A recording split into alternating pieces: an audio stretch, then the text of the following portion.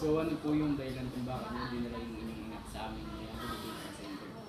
Umiinom po siya. Na-addict po siya sa dahil. So sa tingin niyo po ano yung dahilan kung bakit niya nagawa yun?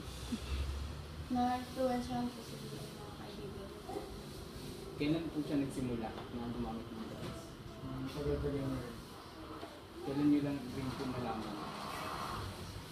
Nung nakakwento lang po sa akin ng mga kaibigan ko, nung pumunta po sila sa bahay, nakita daw po nila na nagnakaw po siya. Tapos nakita na, nahuli din po siya. Nung nagtamay po sila ng mga kaibigan nila sa Nag-iisang anak lang bang yung anak?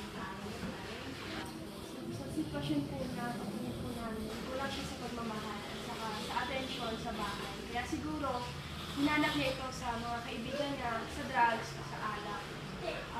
Kaya ina-advise po namin sa inyo, sa magulang niya na sana bigyan niyo siya ng sapat na pagmamahal at atensyon.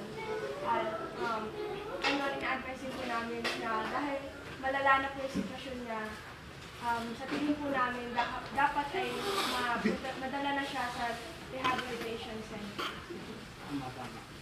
So yun nga po, bigyan niyo siya ng maraming pagmamahal at atensyon dahil hindi rin po siya maghanap ng pagmamahal sa iba kung marami yung pagmamahal doon sa loob mismo ng bahay. So yun lamang po. Ano may gusto ba po kayong sabihin sa inyong anak?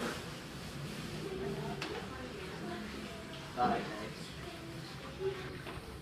ano mga lalaki namin. At humingi kami ng takot kung magulang kami sa'yo. Nilangat na rin ko. At nagawa mo kukunin ang pagmamahal ka. Natatandaan ko lagi tumagal ka na. Kung nakalimutan na naman ka na.